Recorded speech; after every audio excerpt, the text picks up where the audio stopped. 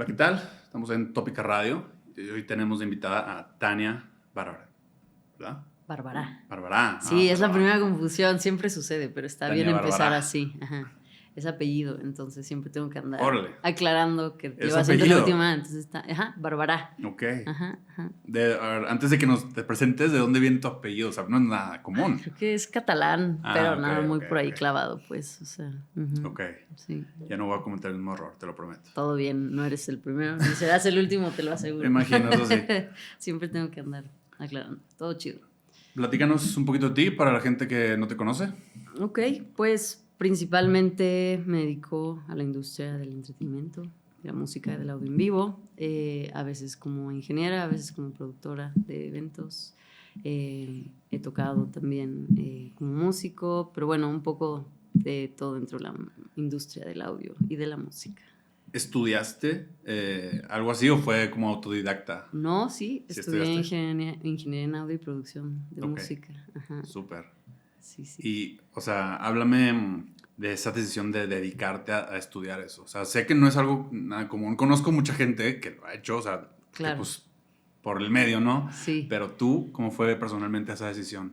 Pues en ese entonces, hace unos ayeres, estaba justo entre estudiar comunicaciones, al terminar preparatoria, Sí. entre estudiar comunicación y algo relacionado con música. Y tenía en ese entonces un profesor de guitarra que me dijo, ¿para qué te vas a meter a comunicación? Si a ti lo que te gusta la música es el audio, ¿no? Ujú. Y me acuerdo la primera vez que entré a un estudio de grabación, de hecho fue como a grabar algo así como para la canción de la generación o algo así de la escuela, y me topo por primera vez con una consola y dije, ¿qué es este universo de botones? Y yo quiero saber cómo funciona todo el proceso de grabación, cómo funciona todo lo que hay detrás de lo que escuchamos.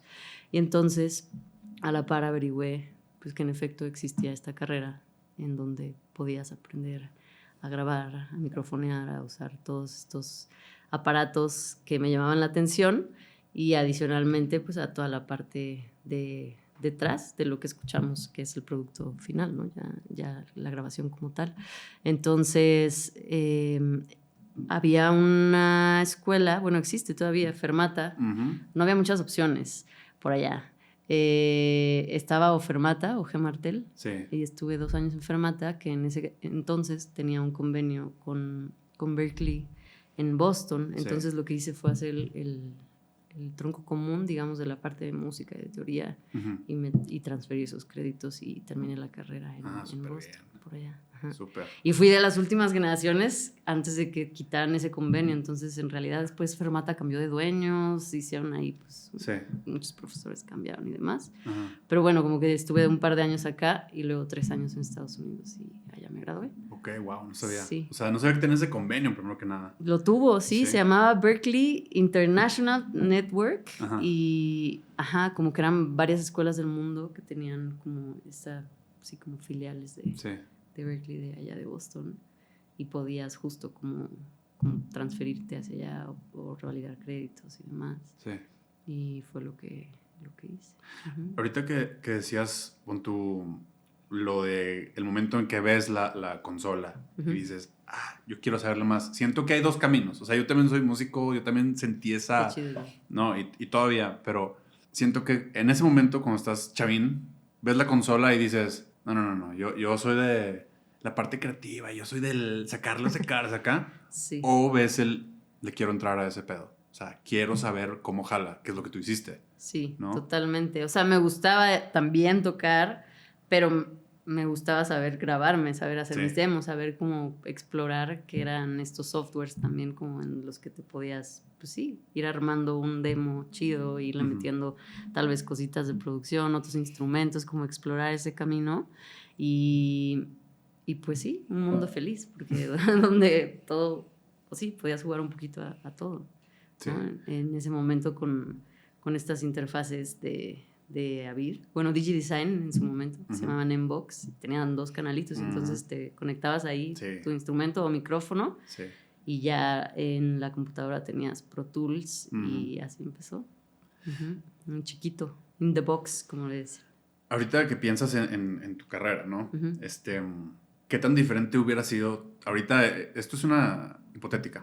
¿Qué tan diferente hubiera sido si todavía no hubiera habido de que el Pro Tools y esas los, ¿cómo se llama? DAWs. Si hubiera sido todavía en cinta.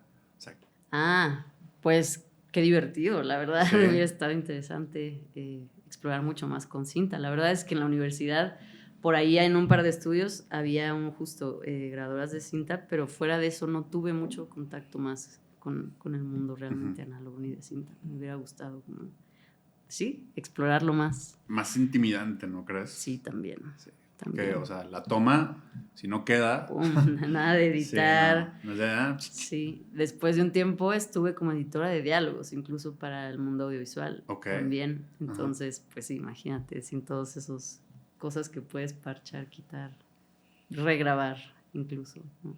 Ahorita, antes de eso hablábamos o sea, es raro que un chavo diga, o sea, siempre ves al que está en el escenario con la guitarra o con el micrófono, pero es una mentalidad diferente el que tiene que tener el que dice, yo estoy interesado en lo que hay detrás de eso, yo estoy interesado en lo que hace que el show suene chido, Claro, ¿sabes? Sí.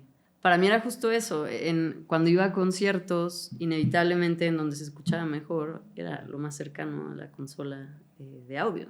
Entonces, pues sí era curiosa y siempre volteabas a ver qué consola había, quién estaba operando, ¿no? ¿Quién era el geekcito ahí detrás de todo haciendo sonar? Y cuando, o sea, llamaba tanto la atención cuando había como de estas cosas que pasan en vivo, como feedbacks o retroalimentaciones, o que algo sucede y algo no se escucha. Y eso, como la curiosidad de entender pues el proceso y de lo que está en manos de cada persona que hay detrás de la producción de un evento en vivo. Y todo lo que puede salir para bien o para mal. Para bien o para mal. Impredecible, ¿no? Siento que sí es un jale que te tiene siempre lista para la respuesta, ¿no? Sí. Yo no quería hacer audio en vivo, de hecho, o sea, sí, cuando yo estudié la carrera yo decía, yo igual quiero estar en el estudio, quiero explorar micrófonos, técnicas, plugins de mezcla y por X, o sea, como que la vida solita me fue llevando al en vivo, pero no fue en un principio como la vocación de decir, yo quiero hacer esto. Al revés, me daba miedo, decía que estresante, ¿no? Qué miedo. Y entré a trabajar a un foro aquí en la Ciudad de México que se llama Departamento. Y fue como el primer contacto ya full de operar un venue en donde había shows pues de martes a sábado, por lo menos todas las semanas. Y el ingeniero, el jefe de ingenieros, en paz descanse, Neto García, mi jefe, pues de pronto me empezó a delegar todas las tareas, ¿no? Entonces, si al principio era empezar a microfonear a una banda y a cablear todo, después ya fue operar y después me quedé como jefa de ingenieros yo del foro y después como production manager del lugar. Entonces, pues estuve casi 4 años ahí y Departamento recibió a muchísimas bandas independientes, músicos de todo tipo de géneros. Entonces estuve en contacto con mucha banda que pues sí, que nos permitía hacerles audio porque era un foro pequeño, no todos llevaban siempre ingenieros a esos shows chiquitos. Entonces, pues practiqué mucho y en todos los, o sea, en todo tipo de formatos, ¿no? Desde lo más electrónico hasta lo más, pues sí, acústico, jams, con todo tipo de músicos. Entonces fue muy chido, fue muy buena escuela. Y después teníamos un convenio con el SAE, en donde nos mandaban también como interns a hacer sus horas ahí. Entonces se formó un equipo padre, como a manera de escuela, en donde sí, pues podías repasar y practicar varias áreas en formato pequeño. Y pues creo que de ahí ya fue que los contactos solitos hicieron su labor. O sea, de ahí te jalaron a... Sí, luego entró la pandemia y un tiempo después, cuando ya se empezó a activar un poquito y a abrir, empezaron a haber conciertos nuevamente y algunos festivales volvieron a anunciar su siguiente edición. Recibí una llamada de Denise Gutiérrez, de Hello Seahorse, en donde me invitaba a formar parte del crew. estaban buscando mujeres ingenieras. Y justo yo le había hecho audio en departamento a los proyectos alternos de algunos de sus músicos, como Burgos y Abons, con sus otras cosas de DJ y demás. Entonces, y a Riz también formaba parte en ese momento.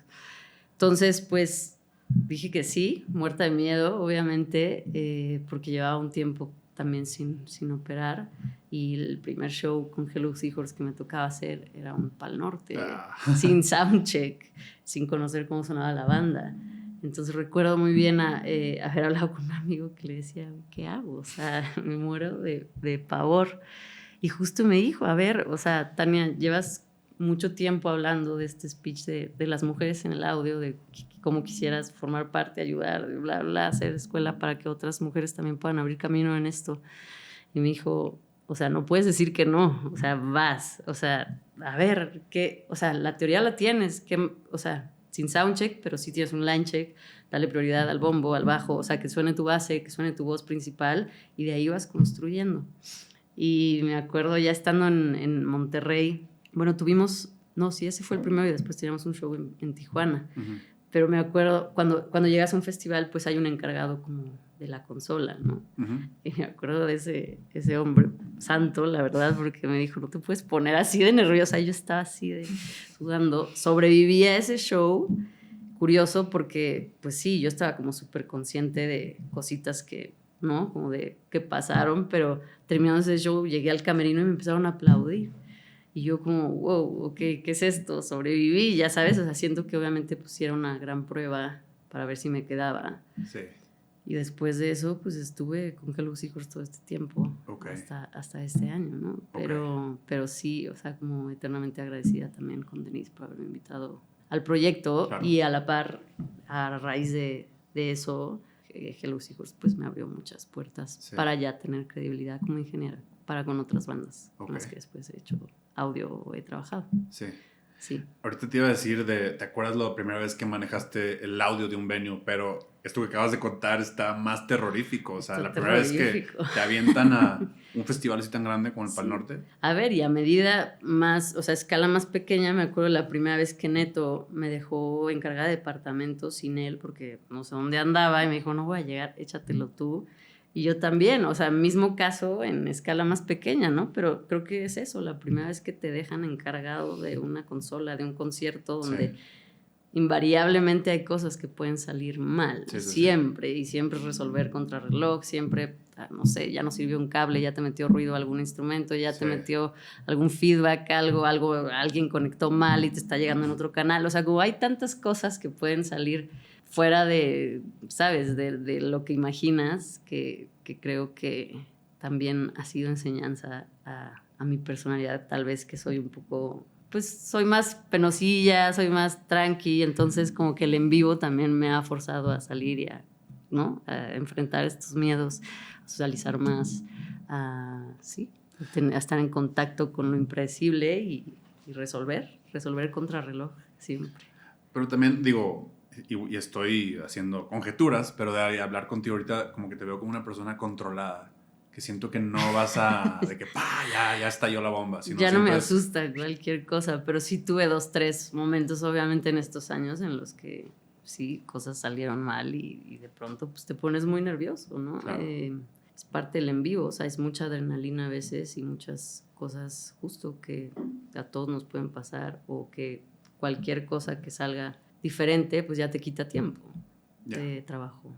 Y ahorita, o sea, mencionaste que has trabajado con Hello Seahorse. ¿Con quién trabajas actualmente? Este año me he enfocado principalmente en Net Maverick. Pero en Net Maverick no estoy haciendo audio, estoy haciendo como production manager y tour manager también. Entonces un poquito, no tocando yo la consola, pero sí a cargo pues de toda la parte técnica, que no solo es audio, también es video, también es luces, y toda la parte de tour, que va desde comprar vuelos, encargarte de hospedajes, de traslados para todos, horarios de logística para que todo funcione. Entonces, una friega, por no decir otra palabra, pero también mucho aprendizaje, y creo que he aprendido también a valorar como la chamba de todos los que son parte de equipo, ¿no? Sí, está muy cañón. Mucho respeto a la industria, pues, en todo ese sentido. Y, o sea, como tour manager, digamos, de Ed Maverick, no sé, o sea, es planear y también ir a que todo jale Claro, por como supuesto. está planeado, ¿no? Por supuesto. Entonces, sí, desde check-in del aeropuerto, pasar a aduana con todos los instrumentos que vas a entrar y a sacar del país. Uh-huh. Entonces, pues sí, desde formatos de migración y de aduana, pues que vaya a tiempo todo, llegar y hacer que todo esté bien con la reservación de hotel, al día siguiente con el traslado al foro, con el soundcheck, que te entreguen bien camerinos, con toda la parte. Y además, ya llegando al foro, pues empieza la parte de producción, ¿no? Sí. Como revisar que todo lo técnico esté en orden. Y terminando el show, pues es volver a hacer que funcione toda la parte de tour otra vez. Entonces es interminable, eso sí estuvo rudo. Pero llevamos pues ya la mitad del semestre, casi a fin. Nos quedan 3 fechas con él en este año. Entonces está tranqui. ¿Han estado de gira en México o en dónde? No. Empezamos la gira en Estados Unidos, Okay. en Nueva York y Los Ángeles. Y posteriormente fuimos a Europa y a Latinoamérica. Ah, no, o sea, ya entonces, todo el... Sí, y en junio cerramos con un show muy bonito en Sala Nezahualcóyotl, que nunca me había tocado chambear ahí. Entonces estuvo bien bonito. Ajá. Entonces este año has puro casi Ed Maverick, ¿no? Ed Maverick, la semana pasada te contaba que sí tuve show, me tocó con Brati también estoy como en producción y ahí sí soy ingeniera de sala. Bueno, ahí en este caso sala y monitores cuando vamos a otros lados donde no puedo ir full, el crew completo, me aviento yo sala, monitores y producción. Depende. Es que, o sea, te quería preguntar que nos dieras un walkthrough de tu día. Como ingeniero, o sea, ¿desde cuándo empieza tu jale? Antes del show y después del show, cuando termina. Pero ahorita como tour manager me dices que pues, básicamente es ser todo el día. O sea, es ser el adulto, ¿no? Sí, el primero en levantarte, el último en irte a dormir. Sí, sin duda. Como ingeniero está más tranqui porque realmente pues tu chamba empieza en cuanto te entregan ya en el foro tu consola y tu PA, ¿no? Entonces, para mí es siempre lo primero alinear, o sea, escuchar el lugar con alguna canción de referencia. Por eso no sé si ubiques que siempre todos los ingenieros tienen como esa canción con la que prueban el sistema. La que conocen cómo suena. Sí, ¿no? Entonces eso es clave para mí porque pues, te da una idea muy clara de hacia dónde tienes que ir con la ecualización de tu... O sea, como para respetar el sonido que siempre manejas, en dónde van a estar los problemas o las frecuencias que no te van a dar lata. Posteriormente, pues ver qué cosas vas a usar de tu archivo, qué consola es, ¿no? Y terminar de armar las especificaciones por canal. Por lo general, casi siempre es primero la batería, entonces, no sé, 10, 11 canales de 12 de batería, luego la parte de base como bajo, luego guitarras, luego teclados, si hay secuencias, luego si hay talkbacks para comunicación interna, tanto de la banda como del resto del crew. Y cuando está listo ya el escenario por parte del equipo que monta tal cual el stage plot de cada banda, haces lo que se llama un line check, que es todavía previo a soundcheck, en donde pues justo vas revisando canal por canal, que no haya ningún imprevisto, que todo esté llegando en el canal donde tiene que llegar, que no haya ruidos, que no haya cosas extrañas sucediendo, para que ya una vez que los músicos se suben a hacer prueba de sonido, ya esté todo planchado, digamos. Entonces, pues no sé, te aventas un par de horas tal vez de montaje, un par de horas ya con soundcheck y todo, después que guardas todo. Que nadie toque aquí. Que nadie toque. Tal vez dejas alguna playlist corriendo, si es que ya van a abrir puertas. Si todavía hay tiempo suficiente, pues tal vez te da tiempo de ir al hotel en donde estés a darte un baño para revivir y regresar ya a la hora del show, ¿no? Si hay alguna banda abridora, pues a veces la hacemos nosotros, a veces la hacen otros ingenieros y luego ya corre el show, desmontar y a dormir y pues, si sigue un show al día siguiente, a lo que sí. Y lo mismo. Es que es como esta vida, ya sabes, la gente de, ay, la vida del artista, ¿no? La vida que llevas en la gira pues es la misma del artista. Sin la presión de estar en el escenario, pero con la presión de estar, que todo funcione. De cuidar todo previo a que llegue el artista, justo. Sí. Para replicar pues un poco lo mismo y las mismas condiciones y que sea lo más, smooth, o sea, que fluya para el artista día a día, independientemente de dónde estés haciendo ese show. Y la misma, digamos, como dicen, la misma chinga de que los viajes, los traslados. Así es. ¿Sabes? Creo que ese es el verdadero reto. O sea, ya una vez terminado el trabajo, si al día siguiente tienes que llegar a otra ciudad y tal vez tu llamado para llegar a esa ciudad es levantarte a las 4 de la mañana, pues ahí es en donde sí, ya después de 4 shows, ya empiezas a tener un desgaste físico considerable, ¿no? Sí. Adicional a que pues no siempre son... A ver, no tienes tal vez acceso a una comida como lo haces cuando estás en México, en tu casa, en tu rutina. Entonces, pues muchas veces tienes que resolver con poco tiempo con lo que hay a la redonda, ¿no? Entonces, pues sí, no son los mejores hábitos ni de sueño ni de alimentación y es horas a las que se pueda que no estés chambeando. Entonces, sí, se ve más glamoroso de lo que es en realidad, pero por otro lado es muy bonito hacerlo suceder, ya que sucede el show y ves a toda la gente que disfrutó el concierto y siento que cada evento tiene momentos únicos, ¿no? O sea, como cosas memorables que hacen que te acuerdes de ese día y eso está padre. O sea, ¿qué es para ti ese momento único? Digamos, en el último show que estuviste con Bratty, o ¿qué es ese momento único que te llevas del último show? Este último con Bratty fue interesante porque en realidad no sucedió, o bueno, sucedió a medias porque llegamos a un festival en Casa de la Fregada en Virginia, súper random, a un parque nacional muy bonito al aire libre. Y de pronto se empezó a nublar y empezó a haber una thunderstorm y ya sabes cómo son pues, por allá súper precavidos y en realidad se cayó el cielo media hora antes de lo que teníamos que tocar. Entonces evidentemente no pudo suceder el evento. Cancelaron a todos los que íbamos a tocar en ese escenario. Y en el otro escenario tocaba Juanes y ese sí era como medio anfiteatro. Entonces sí tenía por lo menos techo. Y ahí estaba pues refugiada la gente que sí había ido desde temprano. Entonces nos dijeron, pues órale, córranle por los instrumentos. Entonces fui con mi stage manager y medio que montamos en friega en el otro escenario, pero nos dijeron de que pues 10 canales con los ingenieros que están ahí de casa y súbanse a tocar 15 minutos. Entonces, pues coordinar un poquito, o sea, eso y resolver con lo que había en friega, porque ya fue como de, pues bueno, premio de consolación, pues échense 3 rolas, pero ya no fue hacer el show que teníamos planeado. Habíamos ido a soundcheck temprano en la mañana, estábamos emocionados, o sea, como que sí fue de chale. Pero bueno, son cosas que pasan y contra la naturaleza, pues ahí sí no hay nada que hacer. Pero de nuevo es, o sea, hazlo sonar bien con lo que tienes, ¿no? Tal cual, siempre. En vivo por lo menos, sí, es soltar ese control que tal vez en estudio, sí, o sea, en vivo es siempre contrarreloj, resolver lo que tienes, o sea, con lo que tienes, haz lo que puedes, ¿no? Lo mejor que puedas en cada situación. Entonces sí cambia mucho el en vivo del estudio. Luego se vuelve adictivo.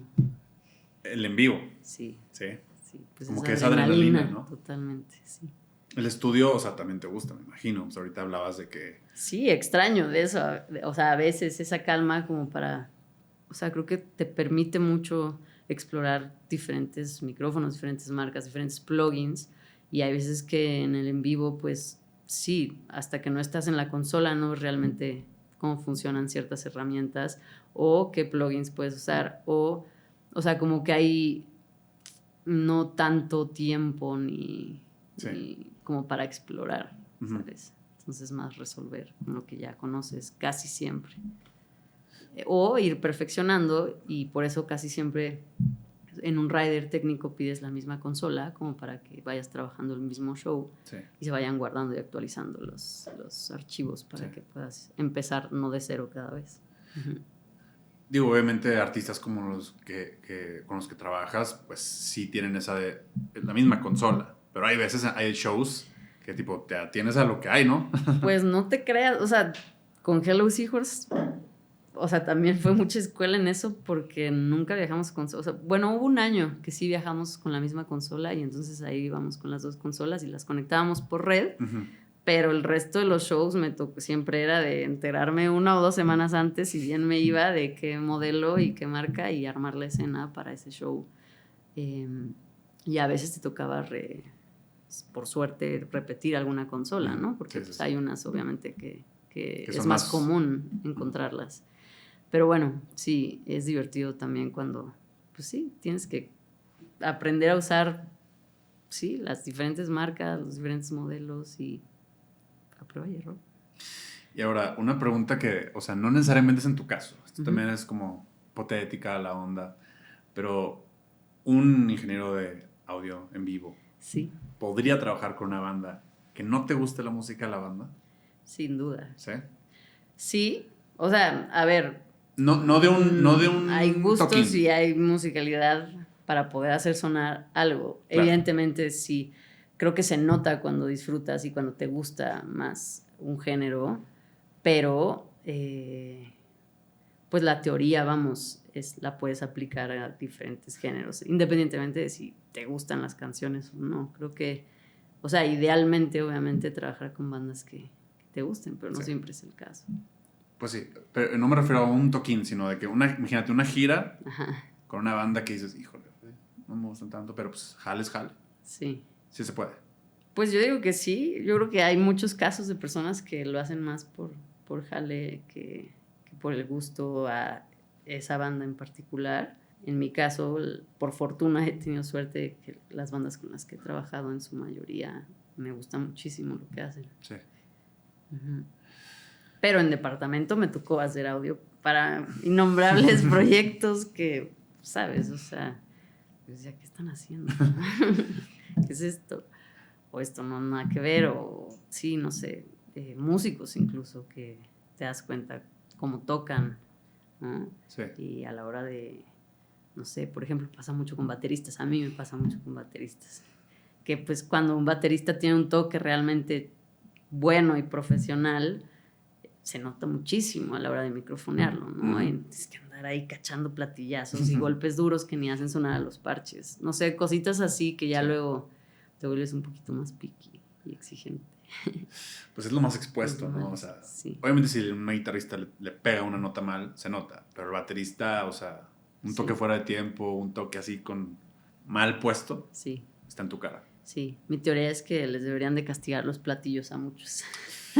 Como que hay overuse, ¿no? Overuse de platillos, hay pocas veces en las que no.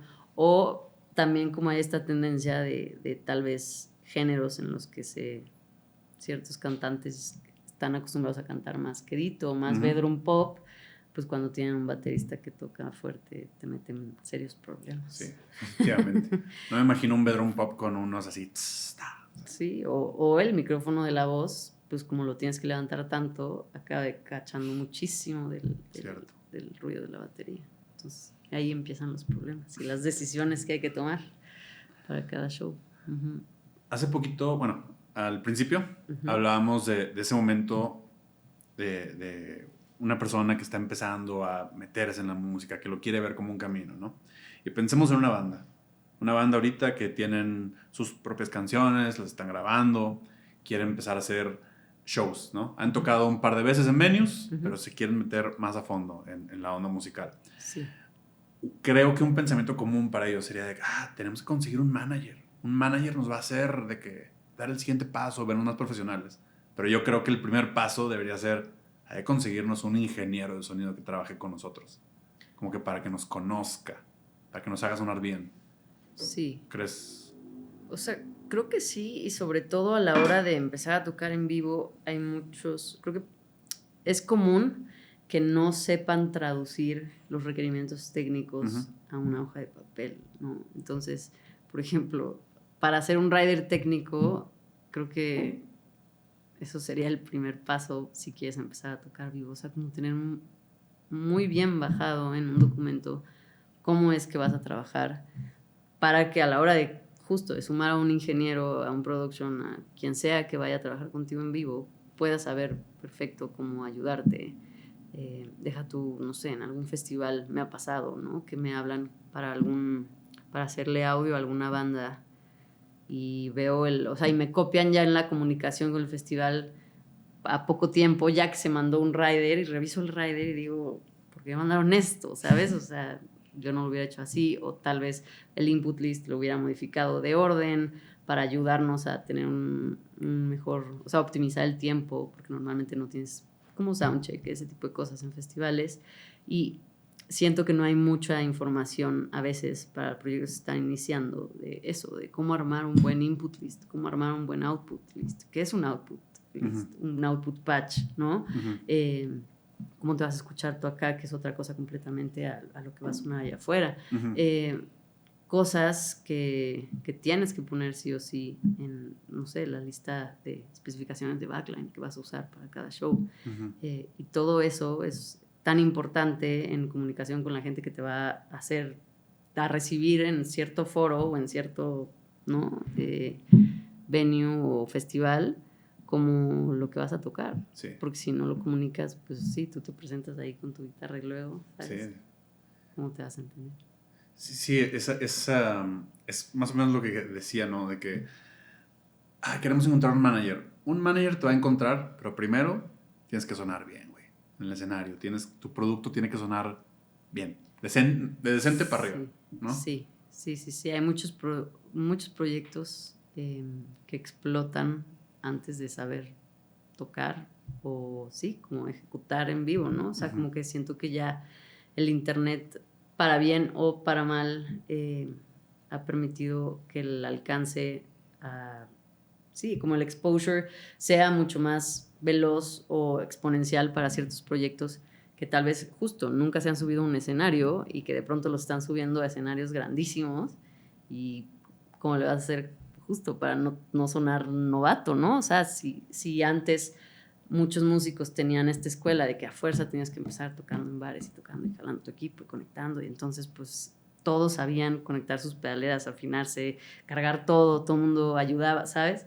Y ese era como el camino. Ahora pues de pronto alguien se hace viral en TikTok, en YouTube, en Instagram, lo que quieras, y tal vez nunca se ha subido a un escenario y no sabe ni cómo conectarse, ¿sabes? No sabe cómo funciona. Entonces, pues sí, es curioso el mundo de hoy en día, pero igual hay que resolver.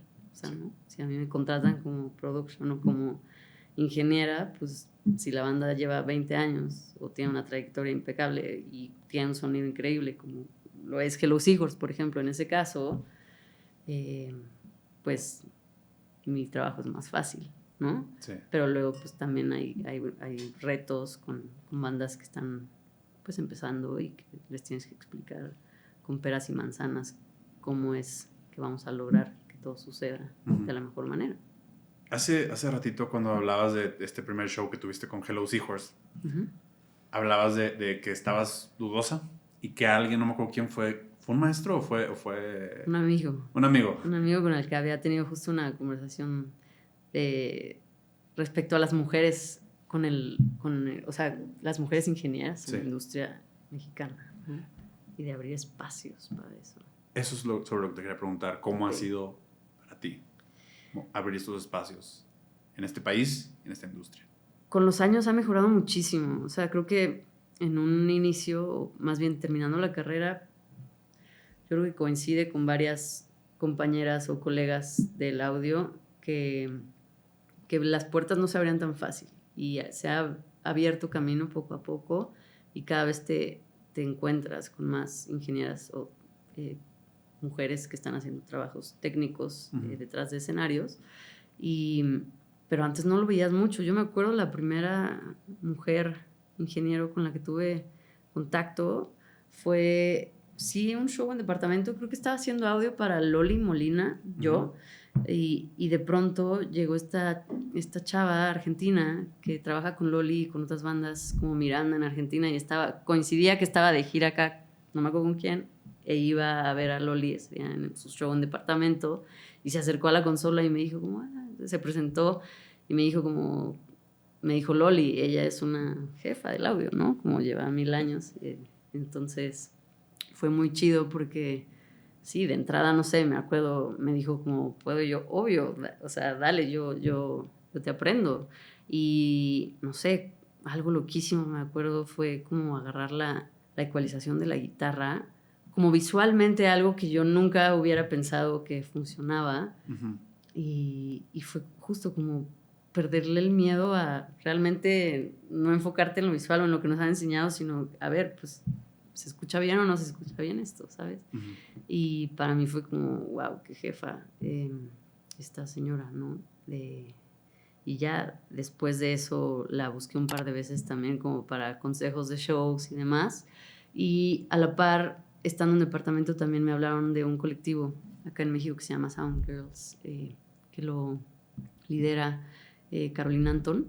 Y pues justo es para juntar y hacer networking y hacer comunidad con las mujeres que se dedican al audio y a otras posiciones técnicas en la industria del entretenimiento.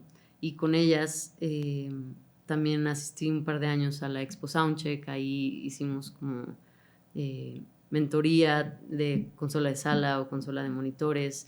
Hicimos showcases, o sea, como que hemos estado también tratando de abrir camino justo para otras chavas o mujeres que quieran dedicarse a esto, sí, y tengan un poquito, pues sí, 2, 3 herramientas de acceso de acá te cachamos, ¿no? Pero no siempre fue fácil, pues. O sí había que luchar contra esa credibilidad.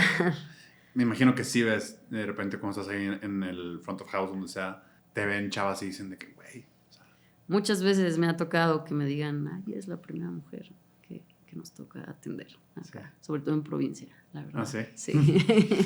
Sí. Sí, como que no están muy acostumbrados todavía y pues cada vez sabemos más, pero tampoco somos muchísimas, entonces, o justo como que muchas bandas todavía tienen al mismo crew de siempre, ¿no? El que todos imaginamos cómo se ven. Pero cada vez más, la verdad es que se están abriendo puertas para que otras mujeres practiquen y puedan tener esas chambas. Súper. ¿Qué sigue ahorita para ti, Tania? O sea, ahorita me dijiste que venías de descansar una semanita. Uh-huh. ¿Cómo viene ahorita tu agenda? Pues siempre los meses fuertes del año coincide que se activan mucho entre septiembre y noviembre, ponle como que ya hacia finales de año. Uh-huh. Ahorita justo estoy empezando preproducción de los shows que vienen de en octubre, pero también cositas con lo que viene Camila Fernández. Por ahí también hay un Brati, un lunario con otra chava que se llama Paloma Morphy, con otra chava que se llama Kim Bauer también. Uh-huh. Por ahí le va a abrir a clubs el Pepsi Center, cositas así. Entonces sí, como que ya empieza el calendario a llenarse un poquito de aquí a fin de año, pero es divertido también. Siempre cuando comienza el año es más tranquilo y luego ya es como ya hay que empezar la gira. Así que eso, principalmente. Súper bien. Antes de terminar, vamos a hacer una preguntita así de una dinámica que hacemos. Recomiéndanos una película, un libro y un disco. Una película, un libro y un disco. Ok. El último disco que sacó este señor Maki, no sé si lo topas. Sí, claro. Me gustó muchísimo como hacia dónde va. Sí. Tengo mucho la influencia como de, sí, o sea, me encanta todo lo que tenga que ver con Bon Iver. Soy muy de Radiohead y demás. Entonces, como que lo que propuso este señor está muy chido. Sí. Y en español, lo que está haciendo Pablo, en cuanto a producción, también me gusta mucho. Él es español, es el hijo de Jorge Drexler. Oh. Ajá. No está cool. Y hablando de McGee, me gusta ver cómo de una cosa así, pues McGee ya no es under, ¿verdad? No. Pero cómo ver de esa cosa que generó así tan underzona. Ahorita creo que ya produjo una canción para Justin Bieber o algo así, me dijeron. Literal, el disco que acaba de salir de Justin Bieber tiene canciones que produjo este señor. O sea, cómo agarran esa cosita que por ahí le gustó a alguien y se la llevan hasta el... Totalmente, y es como el primer sencillo que salió, creo, del disco de Justin, sí. Así que sí, brutal. También pasó y suena eso, además, no sé si ya lo escuchaste, pero justo lo estaba escuchando el otro día, Daisy se llama, y tal cual, suena a McGee. También pasó eso con, ¿te gusta Always? También me gusta mucho. Es buena banda. Sí. El último disco está bien chido. Bien chido, sí. Que le produjeron su último sencillo a Miley Cyrus. No, ese no lo escuché, o no sé cuál canción de Miley Cyrus. No me acuerdo cómo se llama, es algo de End of the World, Ajá. pero está superada. Órale. Sí, está interesante. No me gusta mucho la onda de Miley Cyrus, pero esa canción está buena. Ok. Está buena. Sí, escúchala. Ok. Está interesantona. Ok. Y la producción es de Molly, de Always. Ok. Sí. Qué interesante. Sí, qué raro, ¿no? Sí. Qué interesante. Un libro. Uy. Pues digo, para guiar un poquito de audio también igual y clavarse ahí con el Rick Rubin. Uh-huh. Creo que es muy interesante. El de... O sea, no el último, hay uno que se llama In the Studio, que justo Okay. te cuenta como muchas historias de grabación. ¿Sí? O incluso su podcast también ha entrevistado a medio mundo. El Entonces, podcast está increíble. Sí. Pero no sabía que tenía un libro In the Studio. Sí. ¿De qué es? O sea, Pues, el último que sacó es de meditación y así. Pero hace mucho sentido el de Creative Sí, Act. definitivo. Entonces creo que sí, o sea, la entrada definitivamente sería a través de ese. Y el otro son más relatos de grabación. Ajá. Órale, no sabía. Sí. Entonces está chido, un poco como en el podcast, ¿no? Como Sí. que invita a diferentes músicos o productores o lo que sea. Sí. Y nos falta... Una película. Acabo de ver, literal, les digo, porque la tengo fresca, pero ayer una película argentina que se llama Relatos Salvajes. Ok. Que está brutal. O sea, digo, es un caso de diferentes historias a lo largo de la película, pero que estábamos hablando justo de todo este speech actual, tal vez de masculinidades medio extrañas y medio tóxicas, y justo nos recomendaron verla, y ayer le puse play y sí está brutal, con actuaciones increíbles. La produjo, de hecho, Almodóvar, no sabía, o sea, yo no la había visto. Muy buena peli. ¿Es reciente? ¿Está en Netflix? No, tiene, si no me equivoco, ya 3, 4 años, o sea, entre 2020 y 2022. Ok. Está muy buena, está en Netflix. Está en Netflix. Sí. Está en ese periodo de tiempo donde como que el tiempo ya no existe. Yo no sé diferenciar entre el 2020. No, yo también me cuesta, soy pésima. Incluso para saber en qué día estamos, en qué mes, a veces es como... voy por bloques, ¿no? De eventos casi siempre. Sí, me imagino. Un día a la vez. Exacto. Si viniera tu artista favorito, que no nos has dicho quién es, por cierto. Si viniera y lo tuvieras que llevar aquí en Ciudad de México, no a tocar, sino a dar el rol, ¿a dónde lo llevarías? Estoy en esa faceta de la midlife crisis en donde estoy clavadísima tanto con el café como con el pádel tenis. Entonces haríamos una ruta de café o jugaríamos pádel tenis y luego ya iríamos a jugar café. A que no te lo esperabas. Muy de señora. Esa no lo esperaba. Muy de señora. Pero sí, estoy en esa faceta. Vamos todos a jugar pádel. Vámonos. King Sopi. No, pues muchísimas gracias. Gracias Tania, a ti, yo. de nuevo. Nos vemos a la siguiente aquí en Tópica Radio.